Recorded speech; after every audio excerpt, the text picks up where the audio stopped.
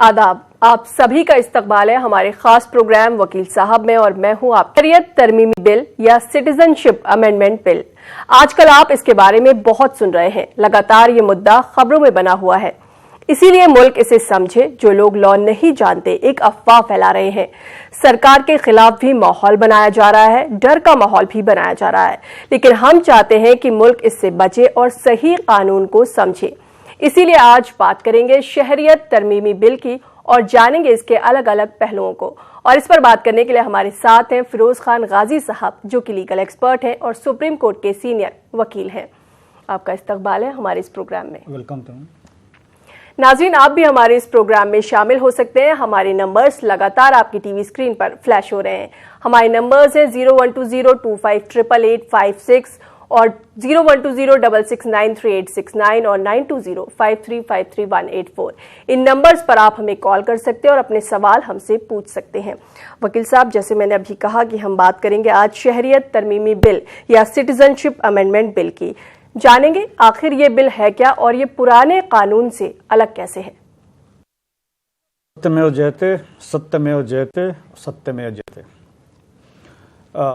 शुरू में जैसे कि मैं बताना चाहता हूं कि कानून का मेन मकसद होता है सोसाइटी को रेगुलेट करना, और सोसाइटी रेगुलेट उसी वक्त होती है जबकि सोसाइटी में सच्चाई का बोलबाला होता है।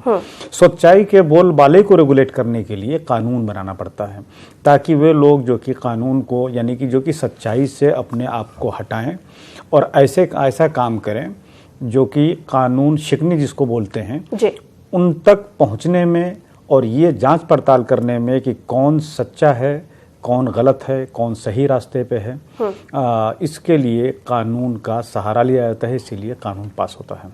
सिटीजनशिप के बारे में जो है ये बहुत ही लंबा यानी कि पुराना फेनोमेनन है, क्योंकि जैसे जैसे पॉपुलेशन बढ़ी और लोगों के दुनिया में आने जाने का ट्रांसपोर्टेशन आसान हुआ, उसके बाद ये समझ में आया ह्यूमैनिटी को कि हमें ऐसा कुछ करना चाहिए ताकि कम से कम ये मालूम हो कि फलां आदमी अगर फलां शहर में आ रहा है तो ये आदमी कहाँ से आ रहा है, कहाँ का है, क्या वो हम में से है, या ये कि यहाँ से कोई क्राइम करके फिर ऐसी जगह निकल जाएगा जहाँ की हमारा कानून नाफिज नहीं है। इन सब चीज़ों को देखते हुए ये समझ में आया कि रेगुलेट होना चाहिए सिस्टम को, यानी कि देश की बाउंड्री के साथ साथ ये पता होना चाहिए कि किस देश का कौन सिटीजन है। जब ये चीज़ को सामने रखा गया कि किस तरह से लोगों का आइडेंटिफिकेशन हो, तो उसमें सिटीजनशिप का कंसेप्ट आया और ये हुआ कि एक इंसान कहीं का शहरी हो सकता है तो कम से कम ये रजिस्टर्ड हो कि वो कहाँ का शहरी हो, जिससे कि उसका आइडेंटिफिकेशन हो सके। जब इस किस्म के कानून पर डिस्कशन किया जाने लगा तो देखिए कुछ चीज़ जो होता है फंडामेंटल राइट्स होता है जो कि इंसान को इसलिए अवेलेबल है क्योंकि वो इंसान है। तो इसमें दो चीज़ों का ख्याल रखा गया, वो ये कि इंसान के अपने ऊपर नहीं है कि वो किस माँ ने उसको जन्म दिया है। ये किसी भी आदमी की बस की बात नहीं है कि वो इसको चॉइस हो कि वो किस माँ से पैदा होगा, और नहीं उसको ये चॉइस है कि जब वो पैदा होगा तो उसकी माँ कहाँ थी। इसलिए अक्सर ये देखा गया कि जब सिटीजनशिप को एक शक्ल दिया जा रहा था तो ये ख्याल किया गया कि कम से कम एक बच्चे का ये हक होना चाहिए कि वो कहे कि ये मेरी माँ है, जो जिसके जरिए वो इस दुनिया में आया है वो उसकी माँ है, और उसके अलावा कि जहां वो पैदा हुआ है उस पर उसका बुनियादी हक है कि मैं इस जगह पैदा हुआ हूं इसलिए इस जगह पे मेरा हक है। यही प्रिंसिपल है सिटीजनशिप को देने का, या इसी से फिर हुब्बुल वतनी आती है। माँ की जो इज्जत इंसान की नज़र में इतनी ज़्यादा होती है, इसका वजह यह है कि उसके वतन से पैदा हुआ होता है। उसी तरह से जिस जगह वो पैदा होता है वहाँ का आबो हवा, वहाँ का माहौल उसके जहन पर ऐसा असर डालती है कि ऑटोमेटिक उस जगह से उसको मोहब्बत हो जाती है, जबकि दोनों जगहों पे उसका कोई अधिकार नहीं है कि वो किस तरह किस मतलब कि अपने मर्जी से वहाँ पैदा नहीं हुआ है, इसीलिए उसको यह हक दिया गया है। अब जब सिटीजनशिप बनाया गया और फिर जब दुनिया में कारोबार या ट्रांसपोर्टेशन, एक जगह से दूसरे जगह लोग जब आने जाने लगे तो मसला बस यही आया कि इसको किस तरह से रेगुलेट किया जाए। तो पहला चीज सामने रखा गया कि हर इंसान का ये बुनियादी हक होगा कि जहां वो पैदा होगा उस धरती पे, उस जगह पे उसका हक होगा, चाहे उसको बाउंड्री में आप किसी देश में बांट दीजिए, या कभी कभी ऐसा होता है कि एक तो अभी देश है उसका नाम दूसरा हो गया, या एक जगह का डिवीजन हो गया, जैसे 1947 में हमारे यहाँ हुआ था। तो ये सब प्रॉब्लम क्रिएट करती हैं, लेकिन उससे ये नहीं कि उस आदमी का हक ले लिया जाए बगैर उसकी मर्जी को, उसको ये कहा जाए कि नहीं आप यहाँ के अब सिटीजन नहीं रहे, आप अब दूसरी जगह के सिटीजन हो गए। ऐसा नहीं हो सकता है। तो एक चीज तो ये कि इससे बात क्लियर हो गया कि इंसान का पहला सिटीजनशिप का जो हक है उसको बोलते हैं कि सिटीजनशिप बाय बर्थ। यानी अगर इंसान कहीं वो पैदा हुआ है और वो किसी देश का वो जगह, वो ज़मीन किसी देश के हिस्से में आती है तो उसको ये हक हो जाता है वहाँ रहने का, जिसको कहते हैं सिटीजनशिप बाय बर्थ। तो सिटीजनशिप बाय बर्थ में आगे जाके जो परेशानी आई वो ये है कि आज आदमी यहाँ पैदा हुआ, वो देश नहीं था, वो दूसरा देश हो गया, या ऐसा डिवीज़न हुआ, ऐसा सिचुएशन आया, वार की स्थिति हुई, सैलाब की स्थिति हुई, जिसमें इंसान को एक जगह छोड़कर दूसरी जगह जाना पड़ा। तो वहां भी ऐसे सिचुएशन में भी ऐसे कानून की जरूरत थी जो कि कम से कम ये आइडेंटिफाई करे कि हाँ साहब फला साहब है, फला जगह से आए हुए हैं, आपको सिटीजनशिप दी गई है, अगर फला जगह की सिटीजनशिप थी तो इस वजह से वो सिटीजनशिप चली गई, या इस वजह से आपने सिटीजनशिप सरेंडर कर दिया और आप हमारी सिटीजनशिप ले रहे हैं। तो इसीलिए इस चीज़ का ख्याल रखा गया है कि हर वो इंसान जो कि उस जगह पर जहाँ पर कि वो पैदा हुआ है उस धरती पर उसका हक है, उसका सिटीजनशिप। प्लस आगे चलकर ये देखा गया कि समुद्र में जा रहे हैं, शिप पे कोई पैदा हो गया तो उसका सिटीजनशिप क्या है। अब शिप हिंदुस्तान का है, हिंदुस्तान में रजिस्टर्ड है, और उस वक्त सपोज के लिए कोई इटली के बंदरगाह पे है, अच्छा, अब कोई इंडियन माँ बाप है, उसके यहाँ कोई वलादत हो गई, कोई बच्चे की पैदाइश हो गई, तो कोई कहेगी साहब ये तो इटली में पैदा हुआ है या तो न्यूयॉर्क के बंदरगाह में पैदा हुआ है। तो उसके मुतालिक भी दुनिया में यही कानून बनाया गया कि अगर किसी बच्चे की पैदाइश किसी शिप पे हो रही है, किसी एयरक्राफ्ट पे हो रहा है, तो वो उस देश का शहरी माना जाएगा जिस देश में वो एयरक्राफ्ट या शिप जो है रजिस्टर्ड है। अच्छा, ये पैदाइश के बेसिस पर जो सिटीजनशिप का हक दिया गया, आप लोग देखेंगे कि जैसे बहुत से यूरोपियन या यूएस कंट्री, यूएसए है, तो वहां पे चाहे माँ बाप सिटीजनशिप उनका कहीं का भी हो, लेकिन अगर बच्चा वहां पे पैदा हो गया, जिस वक्त बच्चा पैदा हुआ, अगर वो उसके माँ बाप यूएस में हैं, तो उस बच्चे का एक हक बन जाता है वहां की सिटीजनशिप एक्वायर करने का। तो सबसे पहले तो सिटीजनशिप बाय बर्थ जो कि बहुत ज्यादा इंपॉर्टेंट है। उसके अलावा कई किस्म के सिटीजनशिप होते हैं कि बाय रजिस्ट्रेशन कैसा होता है, अगर कोई टेरिटरी हिंदुस्तान का सपोज कर लिए कि हिस्सा नहीं है, कोई वार हुआ या किसी से कोई संधि हुआ, उस संधि के तहत जो है वो टेरिटरी भी हिंदुस्तान के हिस्से में आ गया, तो वो भी हिंदुस्तान का सिटीजन उसको रजिस्टर्ड कर लिया जाएगा। उसी तरह से एक्विजिशन होता है कि आप किसी दूसरे देश के शहरी हैं, लेकिन आप चाहते हैं हिंदुस्तान की शहरियत लेना, और आप उस क्वालिफिकेशन को पूरा करते हैं जो कि हिंदुस्तान में रूल्स में ये बात बताई गई है कि इन चीज़ों को अगर पूरा करेंगे तो हिंदुस्तान सरकार अगर चाहे तो सिटीजनशिप दे सकती है। वो हक नहीं है, यानी अगर सरकार चाहे तो दे सकती है। जी वकील साहब, और भी बात करेंगे इससे जुड़ी हुई आगे। कॉलर हमारे साथ जुड़ गए हैं, मोहम्मद रईस अंसारी। हेलो जी। हेलो, अस्सलाम वालेकुम। जी वालेकुम सलाम, बताएं क्या सवाल है आपका। जी मेरे सवाल ये है कि मेरे दादाजी के पास 3 प्लॉट थे, मतलब जिसमें 2 प्लॉट मेरे दादाजी के नाम पे थी, और उसी प्लॉट के बगल में एक और प्लॉट थी जो मतलब किसी और का है, दादा ने बदली कर ली थी, किसी और से बदलान कर लिया था, मतलब अपना प्रॉपर्टी कहीं और किसी और को दे दिया था, और उनका प्रॉपर्टी जो हमारी जमीन के बगल में था वो ले लिया था जी। तो उस जो जमीन अदला बदली हुई थी उसका कोई डॉक्यूमेंट नहीं है, मतलब ऐसे मुंह से मुंह जबानी बदलान हो गई थी जी। तो आज मेरे चाचा जी ने अपने मतलब हिस्से का जो प्रॉपर्टी है वो किसी और से बेचा उन्होंने, तो जो 2 प्लॉट है उसमें तो दादाजी का नाम है तो वो भी बेचे, वो जब किसी और ने दिखाया तो जमीन की भी रजिस्ट्री नंबर चढ़ा दी, और जो जमीन जो दादाजी के नाम नहीं है वो भी बेच दिए। तो क्या ऐसा मुमकिन है क्या कि जो जमीन मेरे दादाजी के नाम पे नहीं है और वो कोई और मेरे चाचा बेच सकते हैं वो जमीन को? ठीक। हाँ रईस साहब, मैं आपका सवाल सुन लिया।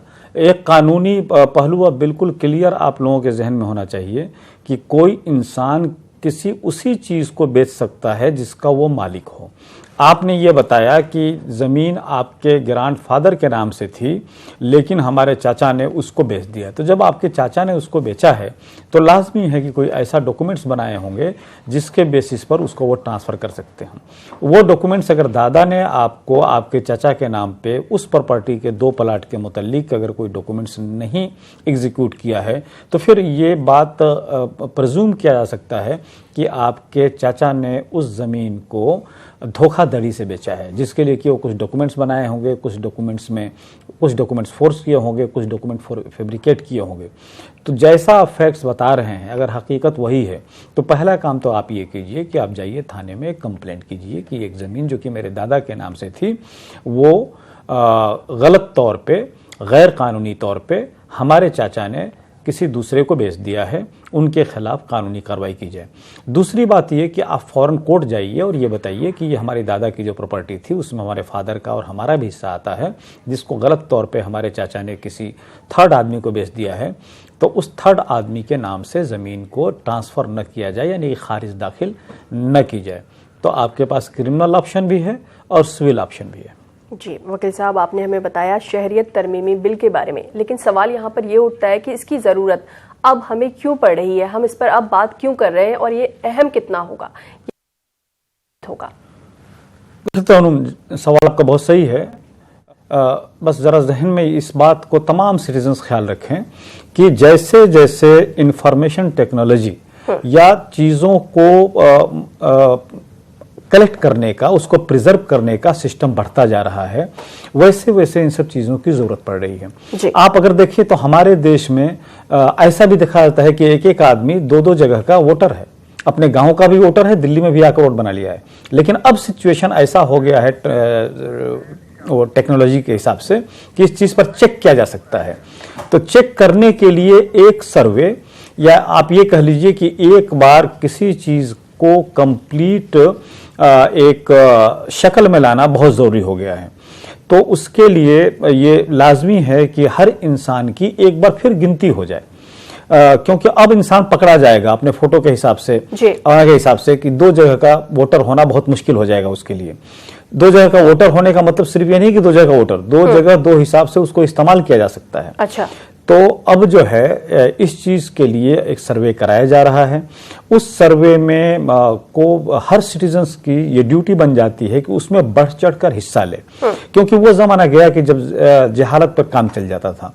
अभी 1990 से पहले आप ये देखेंगे कि दिल्ली में भी बर्थ सर्टिफिकेट के मुतालिक माँ बाप का एफिडेविट चल जाता था कि हमारा बच्चा या हमारी बच्ची इतने तारीख को पैदा हुई है।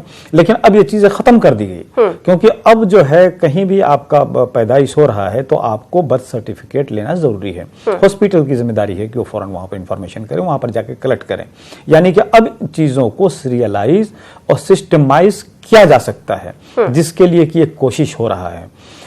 इस कोशिश में ही कई चीजें सामने आई हैं। जैसे सपोज ये कर लीजिए कि आप लोगों को याद होगा जो कि 1980 में आसाम में अच्छा खासा एजिटेशन चला इसी सिटीजन के मुतालिक, क्योंकि ये हुआ कि 1971 में जो वार हुआ है तो उस वार में जो जो इलाका अफेक्टेड था उस इलाके के अच्छे खासे लोग बांग्लादेश से, यानी कि जो आज का बांग्लादेश है, अच्छे खासे लोग वहाँ से हिंदुस्तान आ गए थे। हिंदुस्तान में ख़ासतौर से असम, उधर सिलचर का इलाका, वेस्ट बंगाल के इलाके में अच्छे खासे लोग आए थे, जिससे कि पॉपुलेशन के टोपोग्राफी में अब काफ़ी फ़र्क पड़ने लगा था।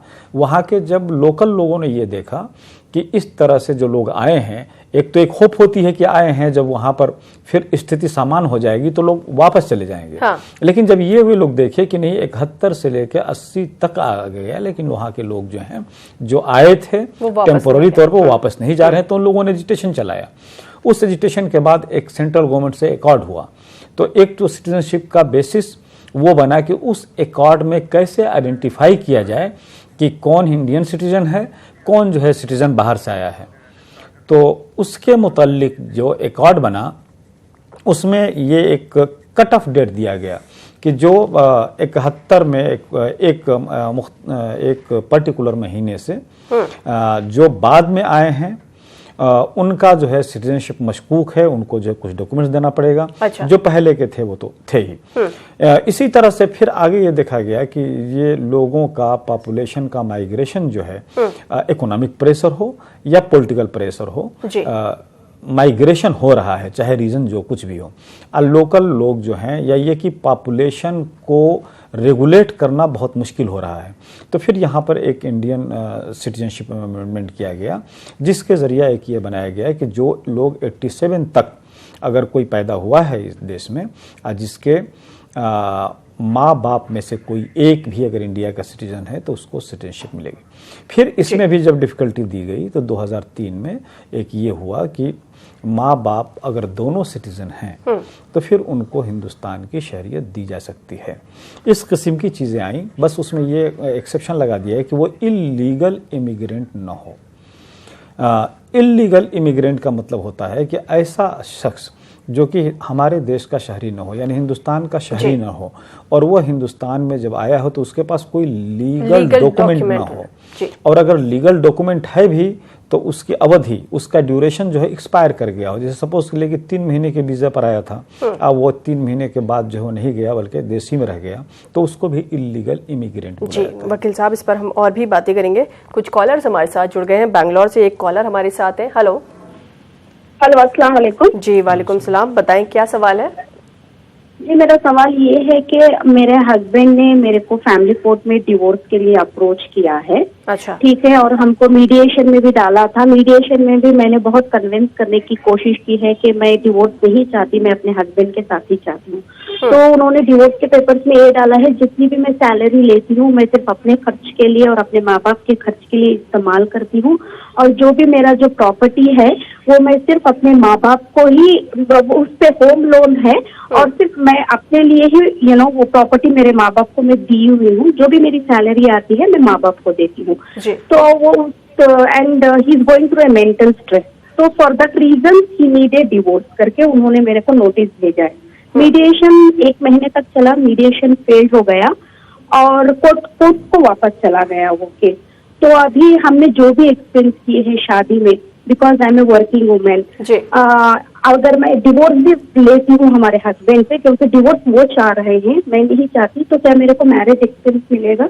5 साल हो गए शादी होके, अब हम 6 मंथ से सेपरेट। कोई बच्चा भी है? नहीं, बच्चा नहीं। उन्होंने मैं प्रेग्नेंट थी और उन्होंने मेरे को अबॉर्ट करा दिया। अगर तुम अभी मेरे को नहीं चाहिए, मेरी फाइनेंशियल कंडीशन अच्छी है, क्योंकि मैं तब न्यूली वेडेड थी, ऑलमोस्ट 1 मंथ था, तभी उन्होंने मेरे को टैबलेट करा दिया। और जी मैं समझ गया आपका सवाल क्या है। देखिए, पहली बात तो ये कि आपने ये नहीं बताया कि आपने ये तो बताया कि आप एक वर्किंग वुमेन हैं, आप अपना जो आपका इनकम है वो अपने पेरेंट्स को देती हैं, तो ये बात आप बिल्कुल सही कर रही हैं, इस पर आपका हक है, क्योंकि मुस्लिम लॉ के हिसाब से इस्लामिक शरिया में वुमेन जो भी कमाए उस पर उसका हक है। वो चाहे तो अपने माँ बाप को दे, चाहे तो हस्बैंड पर खर्च करे, या चाहे तो हस्बैंड के बच्चों पे खर्च करे। हस्बैंड के बच्चों के यानी अपने बेटों पर भी एक कमाती हुई भी मुस्लिम वाइफ को अपने सैलरी से या अपने इनकम के ज़रिए से वो मना कर सकती है कि अपने बेटों पे, अपनी बेटियों पे खर्च नहीं करूँगी। ये कंप्लीट एक हस्बैंड की जिम्मेदारी है कि वो अपनी बीवी और अपने बाल बच्चों का ख्याल करे। तो ये जो आप कर रही हैं, इसके लिए उनके पास डाइवोर्स का ग्राउंड नहीं बनता है। दूसरी बात ये कि एक बात और बहुत इंपॉर्टेंट है यहाँ पे, कि जब मुस्लिम हस्बैंड को डाइवोर्स देने का हक है तो फिर कोर्ट में किस हिसाब से गए हैं, किस प्रोविज़न के तहत गए हैं, ज़रा वो आप क्लियर कर देती तो मैं आपको जवाब देता। क्योंकि कोर्ट में जाने के लिए dissolution of Muslim marriage act तो है 1939, लेकिन ये जो है ऑन बिहाफ ऑफ वाइफ है, यानी कि वाइफ जा सकती है कोर्ट में डाइवोर्स के लिए अगर उसको हस्बैंड डाइवोर्स नहीं दे रहा है। वो खुला के कुछ शर्तें हैं जिसको पूरा होता है। तो ये कि जो भी प्रॉपर्टी आप, जो भी इनकम आपका है उस पर कंप्लीट आपका हक है। अगर आप हस्बैंड को नहीं दे रही हैं, अपने माँ बाप को दे रही हैं, तो ये ग्राउंड नहीं बनता है हस्बैंड को डाइवोर्स का। जी एक कॉलर हमारे साथ जुड़े हैं, नियाज अहमद MP से। हेलो। जी जी हेलो जी, बताएं क्या सवाल है आपका? हाँ, सवाल ये है कि मैं 69 ईयर का हो गया हूँ और एक बात यह है कि 4 मरतबा हज के लिए अप्लाई किया और हज वालों ने अभी तक हमारा सिलेक्शन नहीं किया। अच्छा। और जबकि उसमें +70 करके एक क्लास उनने लगाई है, जबकि गवर्नमेंट ऑफ इंडिया का ये है कि सीनियर सिटीजन को हर टाइप के बेनिफिट मिल रहे हैं, तो जो हज में जाने वाले हैं उनको ये +70 वाला क्यों दिया गया है? इसके लिए हम क्या कर सकते हैं लीगली? जी ठीक। देखिए, ये जो तो कोई जवाब नहीं देते। ये जो हज कमेटी है वो हर स्टेट की अलग अलग होती है और आम तौर पे अगर किसी स्टेट में अप्लीकेंट की तादाद, हज पर जाने वालों की तादाद ज़्यादा हो जाती है और उस स्टेट का कोटा कम होता है तो फिर कुर्रे अंदाजी से होता है। अब कुर्रे अंदाजी में इस वक्त 2 ग्रुप बना दिया गया है। जब से सीनियर सिटीज़न का कंसेप्ट आया तो ये हुआ कि भाई इनको हज पे जल्दी भेजा जाए। आप जानते हैं एज एक बहुत बड़ा फैक्टर होता है आदमी की कमज़ोरी और उसकी तवानाई का। तो हज करने में एक तो बात यह कि आदमी को ज़्यादा से ज़्यादा तवानाई होना ज़रूरी है, बहुत लंबा चौड़ा चलना पड़ता है। तो इन सब चीज़ों को देखते हुए जो है ये क्लासिफिकेशन किया गया सीनियर सिटीज़न का, हज पे जाने वालों का। तो पहली बात तो ये कुर्रा अंदाजी से होता है और अगर उस स्टेट का कोटा कम रह जाता है तो लाजमी है कि जब सभी लोग चले गए तो कोई दावेदार नहीं हुआ। तो ये क्लासिफिकेशन कोई इलॉजिकल क्लासिफिकेशन नहीं है। ये क्लासिफिकेशन सीनियर सिटीजन्स को हर जगह फैसिलिटी दी जा रही है, तो हज में भी अगर दी जा रही है तो ये अपनी जगह पे रीजनेबल क्लासिफिकेशन है। जी, आपने हमें बताया शहरियत तरमीमी बिल के बारे में बहुत अहम बातें, लेकिन यहाँ पर यह भी जानना साथ ही साथ बहुत ज़रूरी है कि इसका एनआरसी बिल पर क्या असर होगा, एनआरसी में क्या असर होगा? देखिए, एनआरसी का असर तो अभी बाद में होगा। पहली बात ये कि जो सिटीजनशिप अमेंडमेंट बिल 2019 लाया जा रहा है, मैं समझता हूँ कि ये सुप्रीम कोर्ट में चैलेंज होगा और इसका वायरस जब चैलेंज होगा तो ये सरवाइव नहीं कर पाएगा। वजह ये कि इस सिटीजनशिप तरमीमी बिल में जो ये बात लाई गई है कि हर वो शहरी नेबरिंग कंट्रीज़, ख़ासतौर से पाकिस्तान, बांग्लादेश, श्रीलंका, मुस्लिम के अलावा अगर कोई है और वो अगर हमारे देश में आ रहा है, चाहे उसके पास कागज़ से आ रहा है, वैलिड उसके पास डॉक्यूमेंट से, या बगैर डॉक्यूमेंट्स के आ रहा है, और मखसूस पीरियड है, पहले 12 साल 11 साल था, अब 6 साल और 5 साल किया जा रहा है जी। अगर वो हमारे देश में रह चुका है तो उसको सिटीज़न दे दिया जाएगा, प्रोवाइडेड कि वो मुस्लिम ना हो। और शुरू में ये भी था 2016 में कि मुस्लिम और क्रिश्चियन न हो, बाकी को दे दिया जाएगा।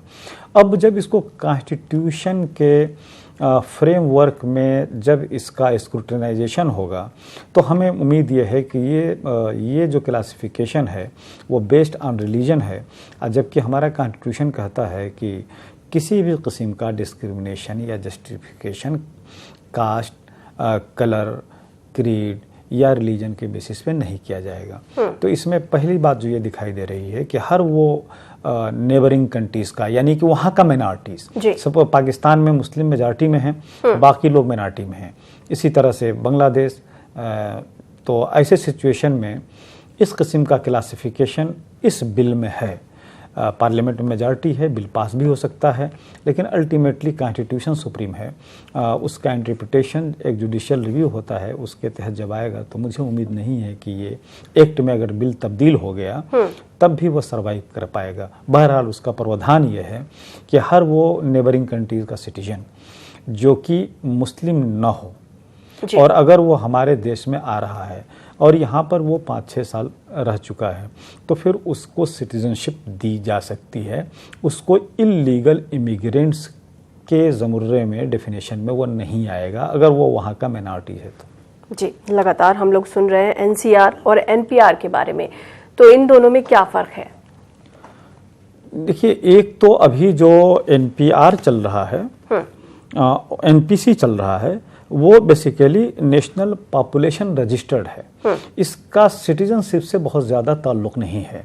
इसमें यह है कि एक इस खित्ते में यानी कि हिंदुस्तान के टेरिटरी में रहने वालों की एक गिनती हो रही है। उस गिनती में कुछ वो चीज़ें मांग रहे हैं, कुछ डॉक्यूमेंट्स मांग रहे हैं, राशन कार्ड मांग रहे हैं, वोटर लिस्ट मांग रहे हैं, आपका इस तरह से पासपोर्ट मांग रहे हैं या ऐसा कोई डॉक्यूमेंट्स मांग रहे हैं जिससे कि ये समझ में हो सके। वो डेट ऑफ बर्थ का मांग रहे हैं, आपका एजुकेशनल सर्टिफिकेट अगर है तो उसको आप दीजिए। इसी तरह से कोई प्रॉपर्टी है आपको तो उसको दिखाइए। इसके बेसिस पर यह है कि एक आपकी गिनती हो रही है। देखिए, एक चीज़ तो बहुत क्लियर समझना चाहिए कि हम लोगों का ये सब चीज़ें साउथ एशिया के जितनी कंट्रीज़ हैं, ये हमारी बदकिस्मती है कि चीज़ों का सही मानों में अवलोकन नहीं किया गया है और न ही एक रजिस्टर मेंटेन किया गया है। अब वो काम हो रहा है और अब उम्मीद ये है कि जब ये काम हो रहा है तो इंफॉर्मेशन टेक्नोलॉजी इतनी आगे हो गई है कि अब इन चीज़ों को मेंटेन किया जा सकता है। तो इसमें जो एनपीसी, जो नेशनल पॉपुलेशन रजिस्टर है, इसमें सिटीजनशिप का को डिसाइड नहीं किया जाएगा। सिटीजनशिप की बात तो उस वक्त आएगी जब एक नोटिफिकेशन आएगा, अभी जैसे कि असम में चला है उसी तरह से अगर ला रही है सरकार तो, जिसको कि नेशनल रजिस्ट्रेशन ऑफ सिटीजनशिप बोलते हैं, तो उसके लिए कंप्लीट दूसरे चीज़ की दरकार होगी। डॉक्यूमेंट्स तो यही ज़रूरत पड़ेगी, लेकिन उसमें यह है कि अगर किसी डॉक्यूमेंट्स को किसी हिसाब से चैलेंज किया जाएगा तो फिर ये कहा जा सकता है कि आप सिटीजन नहीं हैं, आप सिटीजनशिप प्रूफ कीजिए। बेसिक जो चीज़ है वो तो एग्जिस्ट अगर जो करती है तो कानून के जो बेसिक प्रिंसिपल्स है उसके अगेंस्ट ये चीज़ जा रहा है, क्योंकि कानून ये मानकर चलती है कि आप जो पर्टिकुलर जगह हैं और आपके पास फला फला डॉक्यूमेंट्स है तो यह आपको मान लिया जाएगा कि आप हमारे देश के सिटीजन हैं, इसीलिए आपको मिला है। कुछ चीज़ें देखने में आई है कि किसी के पास पासपोर्ट है तो उसको भी कहा गया है कि नहीं साहब आपने फैब्रिकेशन के जरिए निकाला है। ये पासपोर्ट कैसे इशू हुआ है, तो इस वक्त इनके पास जो है, सपोज ये कह रहे हैं कि हमारे पास राशन कार्ड था, हमारे पास बर्थ सर्टिफिकेट था, हमारा एजुकेशनल क्वालिफिकेशन के जो डॉक्यूमेंट्स थे उससे जाहिर होता है कि हमारा एज क्या है, हमारा डेट ऑफ बर्थ क्या है और ये कि हमारा एजुकेशन कहाँ से हुआ है, लेकिन कहीं कहीं उसको भी नकार दिया गया है। दूसरी बात यह कि बराबर ये चीज़ का ख्याल रखना चाहिए कि चाहे हम अभी कितना हो एडवांस चीज़ें हमारे हाथ में आ गई हो, लेकिन अभी गांव लेवल पे जो है लोग सिंपल छोटी चीज़ें जिसका कि अहमियत एक स्टेज पर जाके बहुत बड़ी हो जाती है, उसकी कुछ अहमियत नहीं देते हैं। बहुत से लोग हैं जो गांव ही में हैं, कोई आए कोई जीते कोई हारे, किसी का कन्वेंसिंग हो कोई मसला नहीं। बिल्कुल, जैसे आपने यहाँ पर डॉक्यूमेंट्स की बात करी, लेकिन बहुत सारे लोग ऐसे हैं कि बहुत कम पढ़े लिखे हैं, इस वजह से वो डॉक्यूमेंटेशन नहीं करवा पाते। अगर कोई हिंदुस्तानी ही है लेकिन उसके पास कोई भी दस्तावेज, कोई भी डॉक्यूमेंट नहीं है, तो वो क्या करेगा, क्या होगा उसके साथ? देखिए, वही मैं बात कर रहा था कि ये एक अपने आप में बहुत बड़ा सामने एक पहाड़ जैसा सामने आ जाएगा कि उस बैरियर को कैसे क्रॉस करे। और ये चीज़ आया है असम में कि 3-4 जनरेशन से जो लोग एक शहर के रहने वाले हैं, शहर के लोग जानते हैं कि इनके दादा परदादा के ज़माने से हम रह रहे हैं, लेकिन उनसे ये गलती हुई है कि उन्होंने डॉक्यूमेंटेशन अपने मुतालिक नहीं किया है और उनको मुश्किलों में आना पड़ गया है।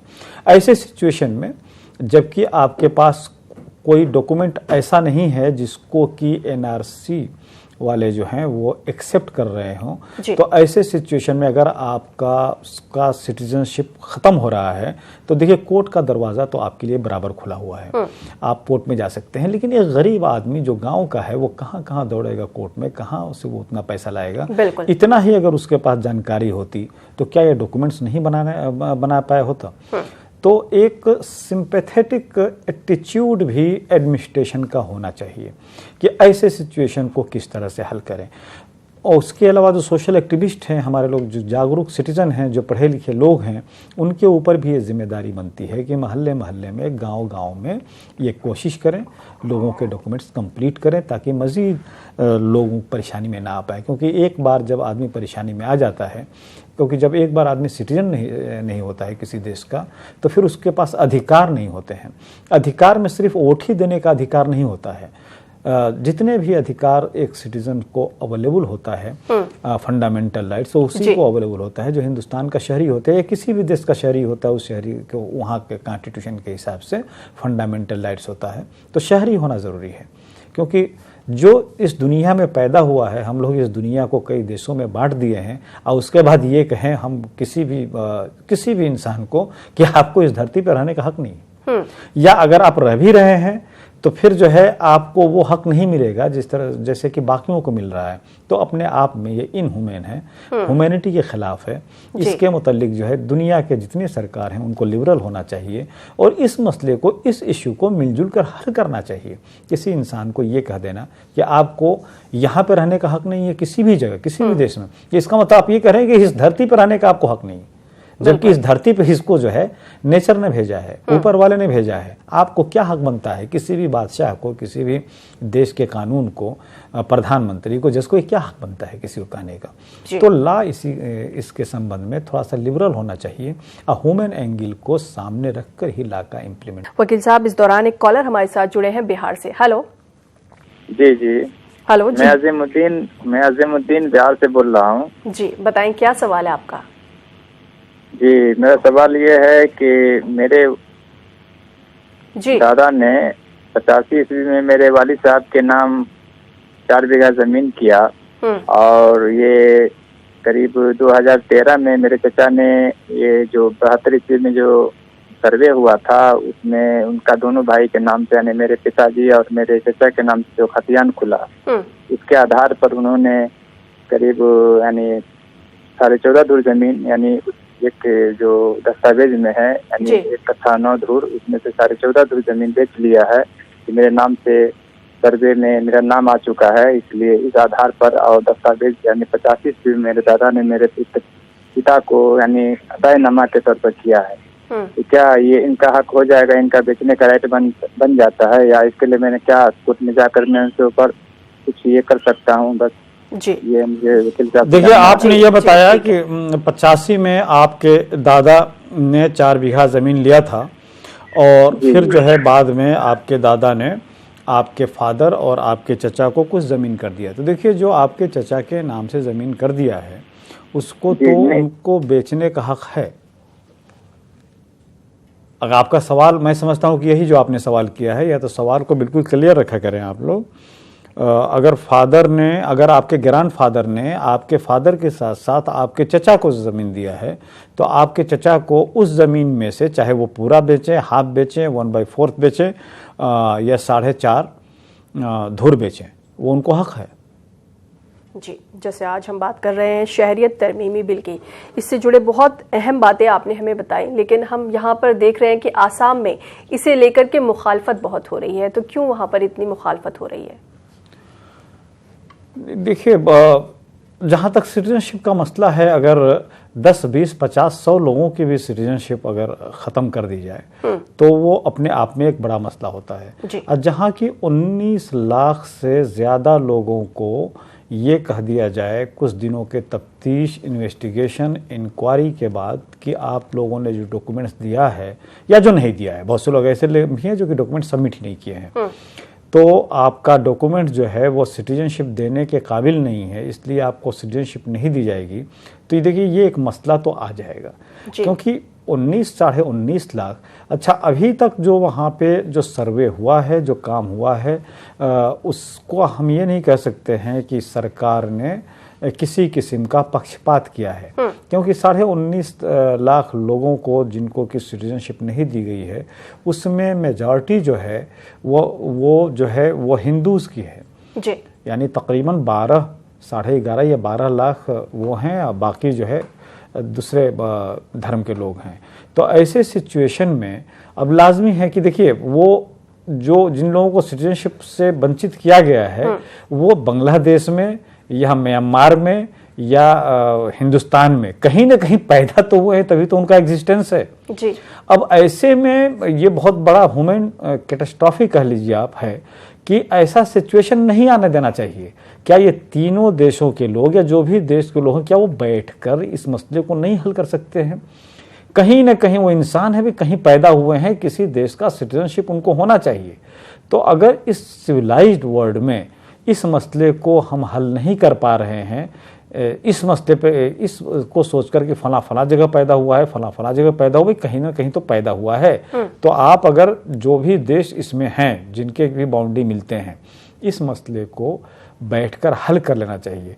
अगर नहीं हल करेंगे तो देखिए वो 19.5 लाख लोग, बहुत से दुनिया में ऐसे देश हैं जिनकी 19.5 लाख पॉपुलेशन नहीं है और वो अपने आप में देश हैं, वो कहाँ जाएंगे, उनको कहाँ रखा जाएगा? उनके अगर हक नहीं होंगे तो क्या ये बाकी लोगों को हक होगा कि उनके साथ जैसा तबीयत करे वैसा ट्रीट करें? कहीं ना कहीं तो ह्यूमन एंगल से इसको देखना होगा। और आज की भी सेंचुरी में, आज की भी डेट में अगर हम इस ह्यूमन प्रॉब्लम को हल नहीं कर पा रहे हैं तो फिर आने वाला वक्त जो है वो हमें माफ़ नहीं करेगा, क्योंकि इस मसले को तो हल करना ही होगा। और अगर वहाँ पर एजिटेशन है किसी किस्म का तो वो जस्टिफाइड है। एजिटेशन है तो सिर्फ यही नहीं कि हमारे देशी से उनको शिकायत हो सकती है, वो बगल के देशों से भी शिकायत हो सकती है। तो इस मसले को बैठकर हल करने की कोशिश करनी चाहिए। और जो उनके अंदर एजिटेशन का मादा पैदा हो रहा है वो भी अपने जगह एक जस्टिफाइड है। तो इस मसले को उसी एंगल से देखना चाहिए। जी, सिटीजनशिप लॉ जो आसाम में है, क्या वो पूरे मुल्क से थोड़ा अलग है? हाँ, अलग वो इसलिए है कि वहाँ पर इमीडिएटली बांग्लादेश का जो फ्रीडम मूवमेंट चला, और जब बांग्लादेश बना 1971 में, तो फ्रीडम मूवमेंट से पहले वो ईस्ट पाकिस्तान का हिस्सा था, जिसे ईस्ट पाकिस्तान कहते थे। चूँकि वहाँ पर बहुत ज़्यादा खून खराबा हुआ तो लोगों ने अपने जान बचाने के लिए, शौक से नहीं आए, जान बचाने के लिए उनका माइग्रेशन हुआ। तो अगर बांग्लादेश का आप जोग्राफिकल सिचुएशन देखें तो चारों तरफ तकरीबन इंडिया है। एक तरफ आसाम है, अरुणाचल है, इधर वेस्ट बंगाल है, दार्जिलिंग वगैरह का इलाका है, थोड़ा सा इलाका नीचे का म्यांमार से मिलता है। तो लाजमी है कि उन्हीं सब इलाकों में पॉपुलेशन था जब वहाँ पर हंगामा हुआ ईस्ट पाकिस्तान में। जब उनका प्रोसिक्यूशन वहाँ की सरकार ने करना शुरू किया तो वो जब भगे तो जिस तरफ भी भगे वो हिंदुस्तान ही में आ गए। अब ये कि लोकल लोगों को ये मामला था कि ये टेम्पोररी मसला है, बांग्लादेश बन गया, कुछ दिनों के बाद जो है ये लोग अपनी अपनी जगह चले जाएंगे। बांग्लादेश के कुछ उस ज़माने में इकोनॉमिक सिचुएशन ऐसी हुई कि वहाँ पे लोगों को रोज़गार नहीं मिला, ज़्यादातर लोग यहीं पे रह गए। लोकल लोग जब इफेक्ट हुए तो जैसा मैंने बताया कि वहाँ पर एजिटेशन चला। वह एजिटेशन कहीं कहीं उग्रवादी उग्र शक्ल अख्तियार कर गया। तो अल्टीमेटली उस ज़माने में राजीव गांधी की सरकार थी 80s में, और उनके साथ एक कार्ड हुआ। उस एक कार्ड में अल्टीमेटली एक कट ऑफ डेट दिया गया। कट ऑफ डेट 1971 दिया गया कि 1971 के बाद जो लोग यहाँ पर आए हैं उनका सिटीजनशिप जो है वो देखा जाएगा कि ये यहाँ के सिटीजन हैं या नहीं हैं। तो उसी के मुतालिक इसीलिए सिटीजनशिप एक्ट में भी बाकायदा एक सेक्शन रखा गया है जिसमें कि एक आसाम एक कार्ड का जिक्र है, बाकी और किसी इलाके के किसी किस्म का जिक्र नहीं है। बाकी सबको इंडिया को एक हिसाब से लिया गया है, लेकिन आसाम में चूंकि एजिटेशन हुआ था, वहाँ के लोग ज़्यादा प्रभावित हुए थे, उस एजिटेशन को टैकल किया गया था, उसके लिए एक अकॉर्ड हुआ था। तो इस अकॉर्ड के प्रोविजंस को भी सिटीजनशिप एक्ट के तहत लिया गया। बाकी जगह जैसे कि मैं बताया कि 1950 जनवरी जो है उसको ये रखा गया, कट ऑफ डेट रखा गया, लेकिन वहाँ पर 1971 रखा गया क्योंकि सिचुएशन जो है टोपोग्राफी काफ़ी चेंज हो गया था। जी, ये जानना भी बहुत ज़रूरी है कि जिन लोगों को शहरियत नहीं मिलेगी उन लोगों को कहाँ पर रखा जाएगा। क्या कुछ बिल में उनके बारे में कहा गया है? क्योंकि अगर ऐसे लोगों को हम इस मुल्क में रखते हैं तो मुल्क पर बोझ बढ़ेगा, तो क्या कुछ उनके लिए इस बिल में है? देखिए, दो सिचुएशन आता है। जैसे कि अक्सर यहाँ पर यह देखा जाता है कि जब सिटीजनशिप यहाँ की नहीं होती है और यहाँ पर ये अगर प्रूफ हो जाता है कि ये इंडिया के सिटीजन नहीं है, तो फिर जिस कंट्री के सिटीजन है उस कंट्री से बात करके उस आदमी को उस कंट्री के हवाले कर दिया जाता है जी।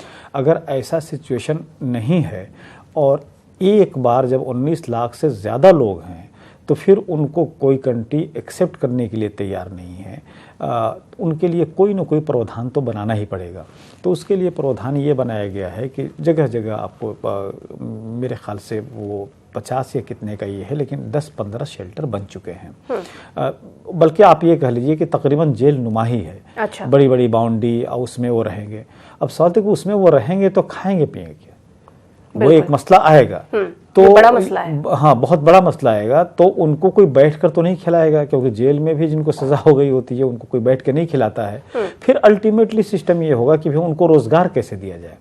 तो जैसे कई देशों में ये इस किस्म का सिस्टम बनाया गया कि भाई अगर दूसरे देश के लोग आपके यहाँ आ गए हैं, ह्यूमैनिटी के ग्राउंड पर उनको निकाला तो नहीं जा सकता है, लेकिन उनके गतिविधियों पर या उनको राशन कार्ड नहीं दिया जा सकता है, उनको और किसी किस्म का आइडेंटिटी कार्ड नहीं दिया जा सकता है, तो उनका कुछ न कुछ तो आइडेंटिफिकेशन हो कि जिससे ये पता चले कि आप ये फलां साहब हैं, फलां जगह के रहने वाले हैं, तो उनके लिए वहाँ पर कार्ड इशू किया गया। उसी तरह से यहाँ पर ये होगा कि उनको कार्ड इशू होगा जिससे कि उनका आइडेंटिफिकेशन हो जाए।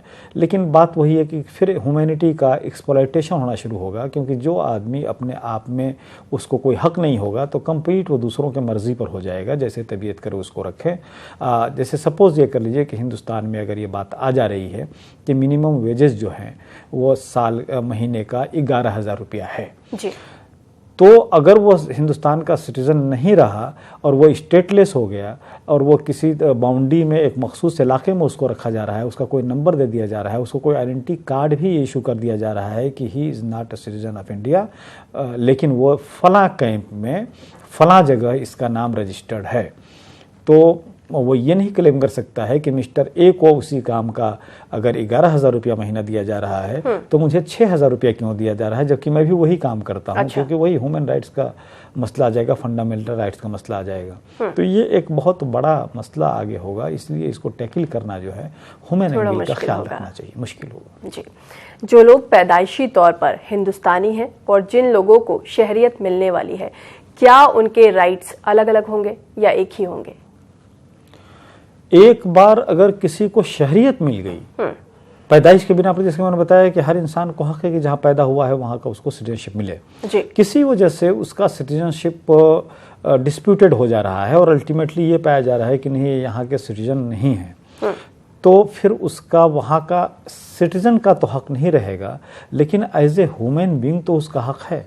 क्योंकि दुनिया में जो भी यूएनओ का रिजोल्यूशन है, जो भी वहाँ की चीज़ें पास हो रही हैं, उसमें ये बात ज़रूर आ रहा है कि ह्यूमन एंगल, ह्यूमन टच ज़रूरी है। तो कहीं ना कहीं का वो ह्यूमन तो है, सिटीजन भले ही नहीं है आपको, तो उसको कुछ हक तो देना पड़ेगा एज ए ह्यूमन बीइंग। हालांकि सब प्रॉब्लम आएगी सामने, या बहुत ज़बरदस्त प्रॉब्लम आएगी, क्योंकि कोई अगर कहीं पैदा हुआ है और किसी वजह से उसकी सिटीजनशिप ले ली जा रही है। एक और जो एंगल है इसमें देखने का कि देखिए ये जो बर्डन ऑफ प्रूफ होता है ना, कि आपको कहा जाए कि ये मालूम है कि आप यहीं पर पैदा हुए हैं, फिर भी आपको ये कहा जाए कि नहीं, आप जो पैदा हुए हैं आप ऐसे माँ बाप से पैदा नहीं हुए हैं जो कि इंडिया के सिटीजन थे। तो ये बहुत बड़ा एक मसला पड़ जाता है, ख़ास तौर से गरीब के लिए। तो ये गरीब वाला जो एंगल है, जो गांव के रहने वाले हैं, इस चीज़ को सामने रखना ज़रूरी है। अदरवाइज़ वो बेचारे क्या कर पाएंगे अलावा ये किसी की मजदूरी करें या किसी दूसरे के ऊपर डिपेंड करें। ये एक बहुत बड़ा मसला हो जाएगा अगर इसको सही तौर पर टैकल नहीं किया गया, और इसको किसी हिसाब से कास्ट, कलर और मज़हब के हिसाब से नहीं देखना चाहिए, और नहीं स्टेट देखती है। बस ये है कि वो ह्यूमन एंगल से ही सोचना होगा, किसी किस्म की किसी के ख़िलाफ़ जो है वो भेदभाव नहीं होना चाहिए और नहीं इस किस्म का हो। वकील साहब, इसके बारे में अगर बात करें तो आजकल बहुत ज़्यादा अफवाहें फैली हुई हैं, बहुत सारे लोग इस बिल को लेकर घबरा रहे हैं, तो आपको क्या लगता है कि मुस्लिम कम्युनिटी को इस बिल से घबराने की ज़रूरत है? मैं समझता हूं कि जैसा कि मैं एक बात ओपनिंग इसमें ही कह दिया था कि जो ये सिटीजनशिप अमेंडमेंट बिल 2019 है, उसमें कुछ ऐसे प्रोविज़न है रिलीजन के बेसिस पे। पहली बात तो ये घबराहट क्यों है, वो इसलिए है कि इस बिल में यह है कि अगर पाकिस्तान से, बांग्लादेश से या कोई भी नेबरिंग कंट्रीज से, यहाँ तक कि अफगानिस्तान से, श्रीलंका से, नेपाल से अगर कोई हिंदू आ रहा है, यानी कि वहाँ का माइनॉरिटी, वहाँ का माइनॉरिटी, जैसे पाकिस्तान का माइनॉरिटी हिंदू हुआ, बांग्लादेश का माइनॉरिटी हिंदू हुआ, अगर वो आ रहा है, अगर बगैर किसी पासपोर्ट, किसी वीज़ा, किसी वैलिड डॉक्यूमेंट्स के आ रहा है, तो उसको इलीगल इमिग्रेंट्स नहीं माना जाएगा, बल्कि उसके लिए सिटीजनशिप देने का प्रावधान है। अगर वो मुस्लिम होगा, यानी कि वहाँ के मेजॉरिटी कम्युनिटी का होगा, तो यहाँ पे जो है उसको सिटीजनशिप नहीं दी जाएगी, चाहे वो किसी भी सिचुएशन में आया हो। तो देखिए, अगर एक ही सिचुएशन में इंसान को वहाँ से भागना पड़ रहा है, सपोज के लिए वहाँ पर एक पॉलिटिकल पार्टी है, उसके मेंबर जो है माइनॉरिटी कम्युनिटी, वहाँ के माइनॉरिटी कम्युनिटी भी है, वहाँ के मेजॉरिटी कम्युनिटी के लोग भी हैं, और वहाँ पर उनका प्रोसिक्यूशन हो रहा है, आज दोनों भाग रहे हैं, भाग के हिंदुस्तान आ रहे हैं, चूंकि करीब है तो बॉर्डर क्रॉस करना आसान है। अब उसमें ये ट्रीट किया जाए कि भाई आप चूंकि वहाँ के मेजॉरिटी कम्युनिटी से हैं इसलिए आपको सिटीजनशिप नहीं मिलेगा, और ये वहाँ के माइनॉरिटी कम्युनिटी के हैं इसलिए उनको सिटीजनशिप मिलेगा। ये अपने आप में डिस्क्रिमिनेशन जो है वो बैलेंस्ड नहीं है। इस किस्म का डिस्क्रिमिनेशन जो कि रिलीजन पर बेस करता हो वो इंडियन संविधान के, हमारे कॉन्स्टिट्यूशन के खिलाफ है। तो एक तो पहली बात हो जा रही है ये। दूसरी बात ये कि जो लोग आज यहाँ पे रह रहे हैं ज़्यादातर लोग बाई पैदाइशी जो है, बाई बर्थ उनका सिटीजनशिप है। मुस्लिम कम्युनिटी का जो आपने बात किया, किसी किस्म की घबराने की ज़रूरत नहीं है, न परेशान होने की ज़रूरत है, जागरूक होने की ज़रूरत ज़रूर है। जागरूक होइए, परेशान नहीं होइए, जागरूक होइए, अपने तमाम डॉक्यूमेंट्स सही कराइए। जहां सरकार बना रही है इस किस्म की कमेटी, कमीशन या ट्राइब्यूनल, वहां पे आप अपना दरख्वास्त दीजिए, सब डॉक्यूमेंट्स लगाइए। देखिए एक चीज़ में तो सपोर्ट हर इंसान को करना चाहिए, हर हिंदुस्तानी सिटीज़न को करना चाहिए देश के लिए, क्योंकि आज की तारीख में भेड़, बकरी, बैल, मुर्गी, इन सबों का रिकॉर्ड है कि कितने हैं, कितने जिंदा है, कितने मर गए, कितने कब खरीदे थे, कब कितने गायब हो गए। इंसान जैसे चीज का, किसी देश में रहने वाले का अगर इस किस्म का एक रजिस्टर बनाया जा रहा है और उसको रेगुलेट किया जा रहा है पॉपुलेशन का, तो इसमें किसी किस्म का नुकसान नहीं है, नहीं किसी को डरने की जरूरत है, बस जागरूक रहने की जरूरत है। जिस चीज की जरूरत पड़ती है वो तो हम होते नहीं हैं, मतलब कि बैठे बैठे जो है सिर्फ शिकायत करते रहते हैं। तो न किसी किस्म की घबराहट की जरूरत है, न ही किसी किस्म की परेशान होने की जरूरत है। हाँ, जागरूक होइए, अपना डॉक्यूमेंट सही कीजिए और जहां सरकार कह रही है उसको आप वहां पेश कीजिए। किसी किस्म की घबराहट, आप परेशान होने की जरूरत नहीं है। यानी कि अपने दस्तावेज, अपने डॉक्यूमेंट्स आप तैयार रखें। वकील साहब, कानून में एक चीज होती है स्टॉपेल, इसका इस्तेमाल इस बिल में कैसे हो सकता है? बहुत अच्छा सवाल किया है आपने। स्टॉपेल एक कानून का प्रिंसिपल होता है। उसका मतलब ये होता है कि अगर कोई किसी चीज को अलाउ कर रहा है कि हाँ आप ऐसा कर सकते हैं, फिर बाद में ये नहीं कहने दिया जाएगा, उसको कानून रुकेगी कि पहले तो आप कह रहे थे कि हाँ साहब ये चीज़ ऐसा है, और कुछ समय गुजरने के बाद, कुछ वक्त गुजरने के बाद आपको ये कहने का हक नहीं दिया जाएगा कि ऐसा नहीं है। जैसे सपोज ये कर लीजिए कि कोई आदमी आज की डेट में, एक ग्रुप है जिनकी उम्र 40 साल से ज़्यादा हो गई है, वो इस देश के शहरों में रह रहे हैं, उनके पास आई कार्ड भी है जो कि सरकार ने इशू की है, उनके पास आधार कार्ड भी है जो कि सरकार ने इशू की है, उनके पास राशन कार्ड है जो कि सरकार ने इशू की है, उनके पास ज़मीन है जो कि सरकार के दस्तावेज में मौजूद है, उनके पास सपोज के लिए उसमें ऐसे लोग भी हैं जिनके पास की पासपोर्ट भी है, यहाँ से बाहर जर्मन वगैरह या जापान वगैरह जाकर काम भी किए हैं। और अब आप कहें 15-20 साल गुजरने के बाद कि आप हिंदुस्तान के सिटीजन नहीं है, तो ये कानून ये कहता है कि अब आपको ये कहने का अधिकार नहीं होगा, चाहे वो कहने वाली सरकार हो या कोई इंडिविजुअल हो।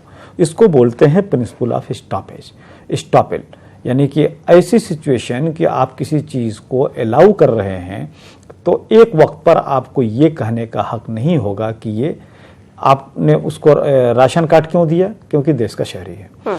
आपने उसको आधार कार्ड क्यों दिया, क्योंकि देश का शहरी है। आप और उसको फैसिलिटीज क्यों दिए, क्योंकि वो देश का शहरी है। तो जब उसको एज ए देश का शहरी सिटीजन जब ये सहूलियत आपने दे दी है, ट्रीट करके आपने ये सब सहूलत दिया है, तो ये कहने का हक नहीं फिर कानून देता है आपको कि आप ये कहें कि आप शहरी नहीं हैं। बेसिक जो कानून है उसके खिलाफ भी ये है कि अगर हम ये कहें कि फलां साहब ने हमारी जमीन हड़प कर ली है, तो ये हमें प्रूफ करनी है पहले कि वो जमीन हमारी थी, उसने हड़प की है।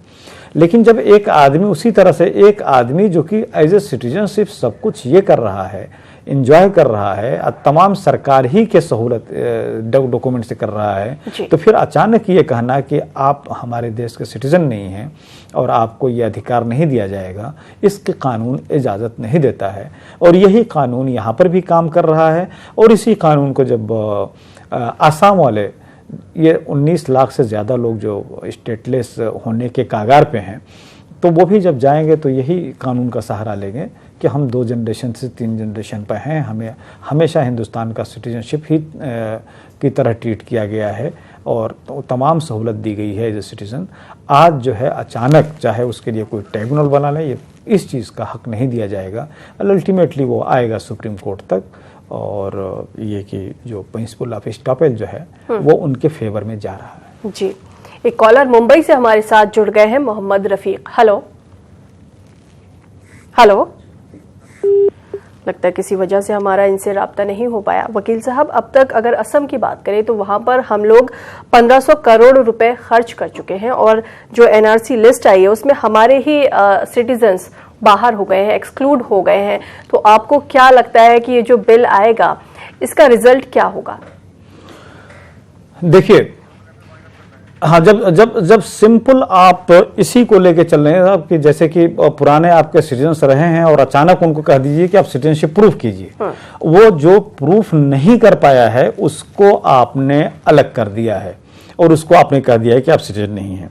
तो ये अपने और इस पर आपने जैसा कि आपने बताया कि कितने 100 या कितने हज़ार करोड़ रुपया खर्च हुआ है जी।